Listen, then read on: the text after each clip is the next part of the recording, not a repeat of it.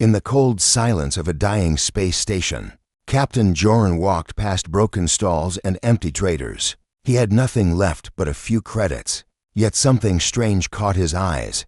Behind a glass chamber, covered in frost, lay a woman, an alien woman, frozen as if time itself had stopped her.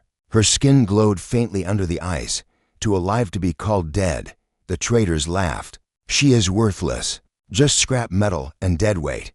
But Joran could not look away. Her chest moved barely. She was alive, and if he did nothing, she would die here, forgotten forever.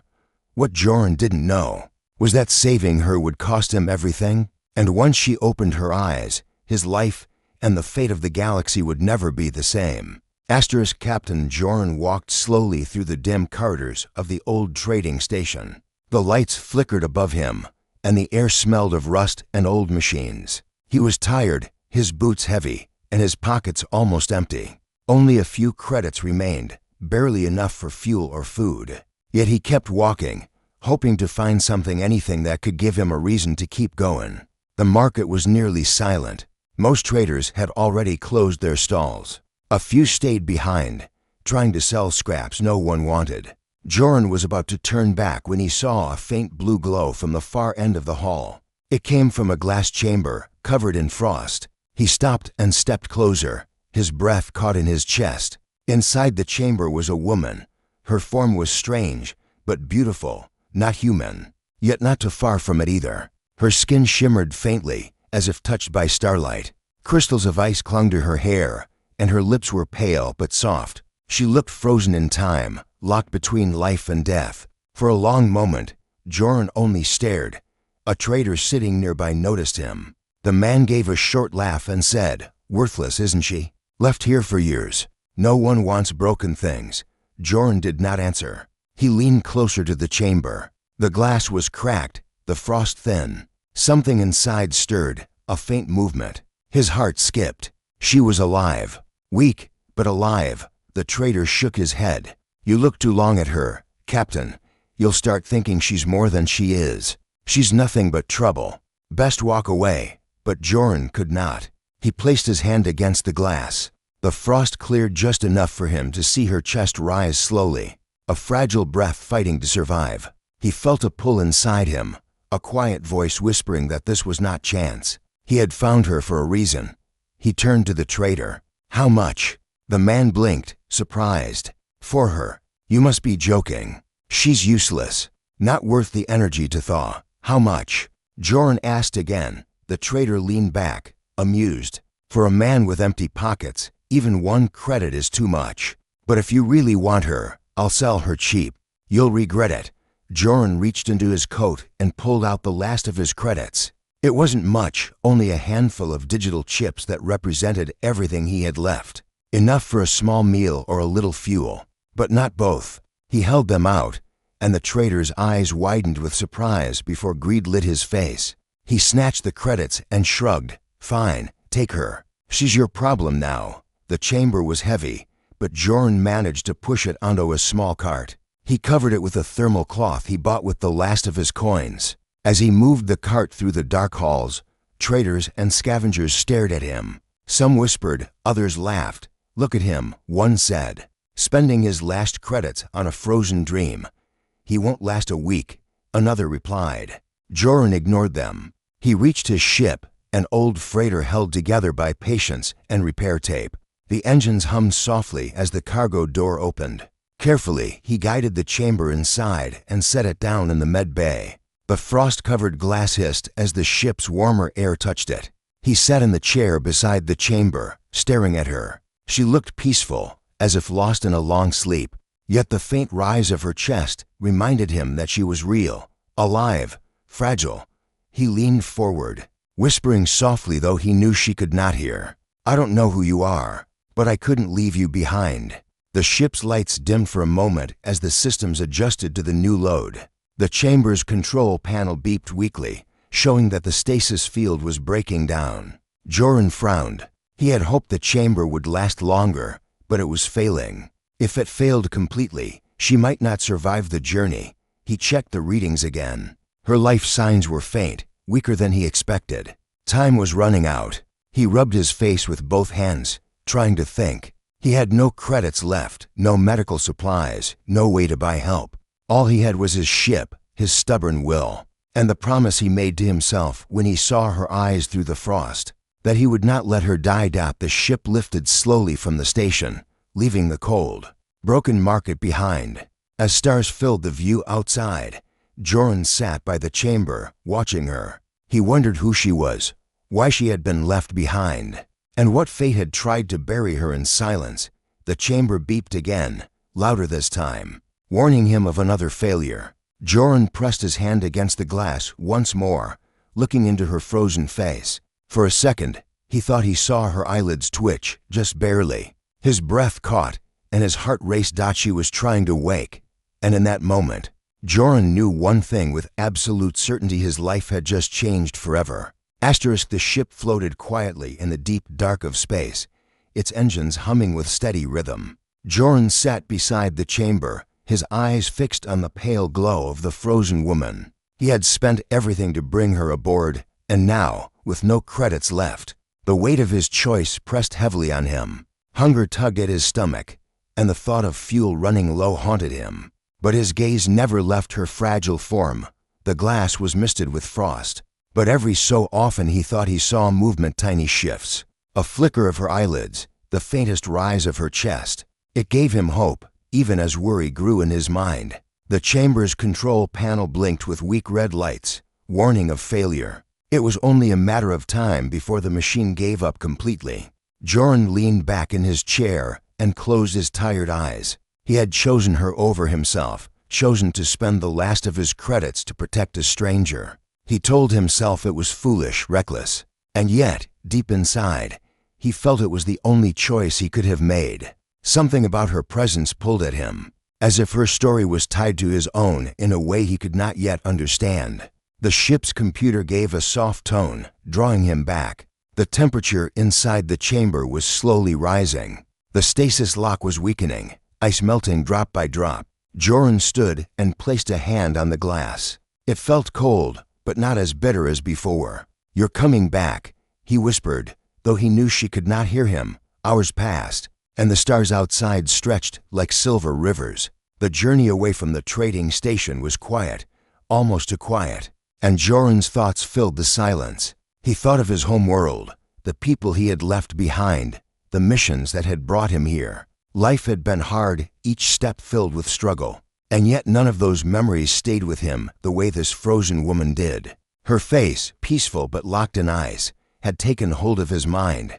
He opened a storage drawer and found only a small ration pack left. He broke it open, but before eating, he paused. The woman inside the chamber would need energy soon, more than he did. He set the pack aside for her. His stomach ached, but he forced himself to smile. "One day, maybe you'll thank me," he said softly, as if answering him. The chamber gave a faint sound. A line of frost cracked across the glass. A rush of vapor escaped with a hiss. Joran's heart leapt as he checked the controls. Her vital signs flickered weak, but steady. She was fighting to return. He scrambled to make the ship's med bay ready, moving equipment he barely understood, setting out blankets and the thermal cloth he had bought with his last coins. Everything felt clumsy in his hands, but his determination gave him strength. He was not a doctor, not even close, but he could not let her slip away. Suddenly, the chamber lights dimmed, and the machine shuddered. Alarms chimed softly, not in panic, but as a gentle warning that the process had reached its final stage. Joran bent close, his breath fogging the glass, his eyes locked on her face. A slow shiver ran through her body. Her fingers twitched against the ice, her chest rising with more effort than before. Then her eyes fluttered. Not fully open, not yet, but enough for him to see a glimmer of color, strange, beautiful colors that no human eyes had ever carried. Joran gasped. His hand pressed flat against the glass. "You're alive. You're really alive." Her gaze moved faintly, unfocused, but it seemed to rest on him. He felt his heart race, as if some silent connection passed between them. No words, no sound, just a moment of recognition. The chamber's power drained faster, the readings dropping. Joran knew he had little time. He checked the ship's energy reserves. He could reroute power, but it meant shutting down almost everything else. Lights, comfort, even heat, it would all be gone. He looked once more at her fragile form, her eyes struggling to open, and he made his choice. With a few commands, the ship's lights flickered out, leaving only the chamber's glow. The hum of the engines grew softer, running on the bare minimum. Darkness filled the corridors, but Jorn didn't care. Every last unit of power now flowed into her chamber. He sat back down, the cold creeping into the air around him. His hands were numb, but his spirit was alive with determination. He watched as the frost on the glass continued to fade, the ice melting away slowly, revealing more of her face, more of her shimmering skin dot in the silence. With nothing left to trade, nothing left to spend, Jorn realized the truth. He had given her everything he had, and in return, she had given him something he hadn't felt in years: hope. Her lips parted slightly, as if forming words, though no sound came. He leaned close, straining to hear anything at all. Her eyes fluttered again, and for the first time, a faint breath escaped the frost, fogging the glass from within. Jorn's chest tightened with emotion. She was coming back, and though the journey ahead was uncertain, one thing was clear: he would not let her face it alone. The ship drifted quietly in the wide sea of stars, its lights dim after Jorn had given nearly all power to the chamber. He sat close to it, his eyes fixed on the woman inside. The frost was melting away little by little, revealing more of her strange yet graceful features. Her skin gave off a faint glow, soft like moonlight. She looked fragile, but at the same time, there was something in her presence that felt ancient and powerful.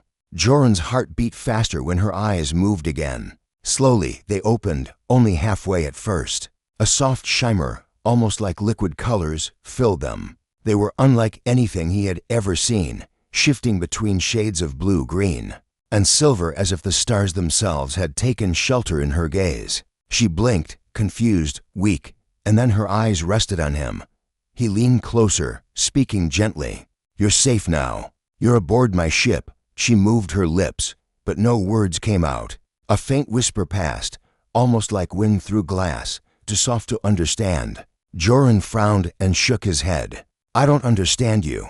She tried again, her voice broken, the sounds foreign. It was not human speech, but there was feeling in it: fear, exhaustion, and something else he could not name. Her hand shifted, weak against the frost-damp glass. With effort, her fingers pressed lightly against it. Jorn placed his hand on the other side, mirroring her touch, their palms separated by only the thin barrier of glass. A quiet moment passed between them. She was not just looking at him. She was searching, as if trying to decide if he could be trusted.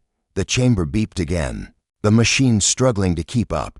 Jorn quickly opened the control panel and rerouted another line of power. The lights around the ship dimmed even further, leaving them almost in darkness. Only the glow from her skin and the chamber remained, wrapping the room in a soft, otherworldly light. Finally, with a slow hiss, the chamber unlocked. The door slid open halfway, releasing a rush of cool air and mist. Jorn stepped forward carefully. She tried to move, but fell weakly against the frame. He caught her gently, wrapping the thermal cloth around her. She was lighter than he expected, her body trembling from the change in temperature. "You're going to be fine," he whispered, helping her lie down on the bed near the medbay console.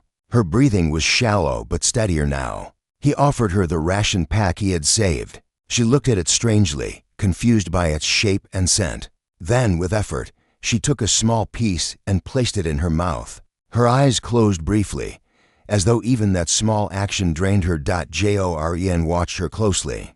Questions filled his mind, but he stayed quiet, giving her time. After a long pause, she opened her eyes again and whispered something. This time, the sound was different. It was broken, but he thought he recognized one word. It sounded like safe. He nodded quickly. "Yes, you're safe here." She gave a faint smile, weak but real. Then her expression shifted, and her hand trembled as she pointed toward her arm. Jorn followed her gesture and saw something hidden beneath her sleeve, a faint mark, glowing softly under her skin. It was a symbol, strange and sharp in design, nothing like human writing. Jorn stared at it, trying to understand. She looked at him with fear in her eyes, shaking her head slowly, as if warning him. The mark pulsed faintly, like a silent reminder of danger. He leaned closer. "What does it mean? Who did this to you?" She tried to speak, her voice strained, words broken. He caught only fragments, but one thing stood clear: she had not been frozen by choice. Someone had placed her in that chamber. Someone had left her behind. The thought chilled him. He glanced at the mark again, noticing how it shimmered faintly in rhythm with her heartbeat. It looked almost like a brand, not natural but forced. The more he studied it, the more he felt that it was not just decoration. It was a signal. Her hand tightened weakly around his wrist, her eyes pleading. Even without full words, he understood others would come looking for her, and they would not stop. Joren sat back, his mind racing. He had spent his last credits, given up everything to save her, and now he realized that choice had tied him to something far greater than himself. The galaxy was wide, filled with factions and powers he wanted nothing to do with, but somehow, this fragile alien woman connected him to all of it. She closed her eyes again, exhausted, her body giving in to rest. Joren adjusted the thermal cloth around her and sat silently in the dim room. Outside, the stars drifted endlessly, but inside his ship, he felt the weight of new responsibility pressing on him. He whispered into the quiet, more to himself than to her. "Whoever you are, I'll protect you. I don't know how, but I will." The ship's sensors gave a soft alert. A faint signal pulsed through the empty space, distant yet directed. Joren glanced at the screen. A message was coming through, encrypted, strange. He tapped a few keys, and the translation system displayed a line of text. It read only two words: "Surrender her." Joren's eyes widened, his chest tightening. He looked at the sleeping woman, then back at the screen.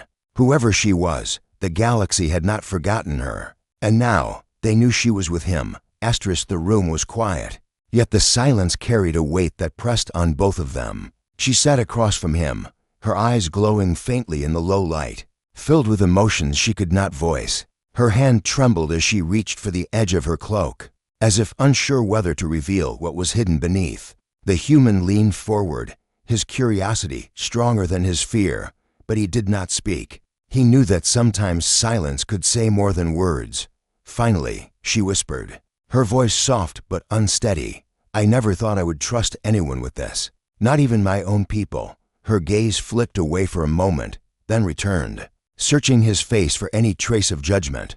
Instead, she found only patience, the kind of calm she had longed for all her life. Slowly, with deliberate care, she loosened the fastenings of her cloak. A faint shimmer spilled into the air, a glow not of this world, like hidden starlight pressed beneath her skin. She paused, almost expecting him to recoil, but he didn't. His eyes widened, not with fear, but with quiet wonder. "You've been carrying this alone," he said gently, his voice steady. "No one should have to hide who they are." Her throat tightened. For so long, she had been called dangerous, cursed, unworthy. Yet in his tone, she heard none of that, only acceptance. And in that moment, her heart began to believe something she never thought possible. Maybe she wasn't alone anymore. The air between them changed. It was no longer heavy with fear, but alive with fragile hope, the kind that could rewrite both their worlds. The night stretched long, and the human sat by the small fire, its glow dancing across his face. She watched him in silence, her cloak wrapped tight, though not to hide this time. It was to hold herself together. Her mind kept circling back to what she had shown him, to the secret no one else had ever seen. She had expected rejection, maybe even fear, but instead he had stayed close, as if her truth had only drawn him nearer. Her voice broke the stillness, softer than the crackle of the flames. "Do you ever wonder why fate puts people together? People who should never have crossed paths?" She looked down, almost speaking to herself, but his gaze did not waver. He shifted closer, his tone calm but sure. "Maybe it isn't fate. Maybe it's choice. You chose to trust me, and I chose to stand beside you. That's what matters." Her heart tightened at his words. She had lived through endless years of doubt, of whispers calling her dangerous, of shadows that never left her. Yet here was someone who spoke of choice as though she wasn't a burden of destiny, but someone worth standing with. The firelight flickered on her skin, catching that faint glow beneath it. For a moment, she allowed herself to imagine a future where she wasn't hunted or hidden, a future where his steady voice could silence the storms inside her. And as she leaned ever so slightly closer, she realized something that shook her more than any fear. She wasn't just protecting her secret anymore. She was protecting the bond that had begun to grow, fragile but unbreakable, between her and the one who saw her as more than what the universe had claimed she was. The dawn broke gently over the horizon, painting the sky with colors she had never seen before. The human was already awake, sitting quietly, his eyes scanning the endless expanse of the valley below. She stepped closer, her footsteps soft, and for the first time in her long, hidden life, she felt no need to cloak herself in shadows. He turned as if he had been waiting for her, and his faint smile felt warmer than the rising sun. They walked together in silence, the kind of silence that did not need words. Every step seemed to carry meaning, as though the ground itself recognized what they had endured. She felt the weight of her past slipping further away with each passing moment. For years, she had been frozen, trapped in fear, sealed away as if her existence was too much for the universe to accept. Yet now, she was alive again, and it was because one human had refused to look away when she needed someone most. As they reached the crest of a hill, she paused, gazing at the far-off stars still visible in the fading night. "Do you think," she asked softly, "that I could belong here, in this world, in this time, with you?" Her voice trembled with both hope and uncertainty. He stood beside her, his hand brushing against hers, not with force, but with a quiet promise. "You already do," he said simply. And in those 3 words, she felt an answer stronger than destiny itself. The wind carried their silence, but it was no longer empty. It was full of choices made, of trust built, of something deeper than survival. For the first time, she saw herself not as a frozen secret from another world, but as someone who could stand in the light, unafraid. And as the day fully awoke, she knew their journey was not ending. It was only beginning, shaped not by fear of the past, but by the strength of what they had found together, something rare, something unbreakable, something eternal.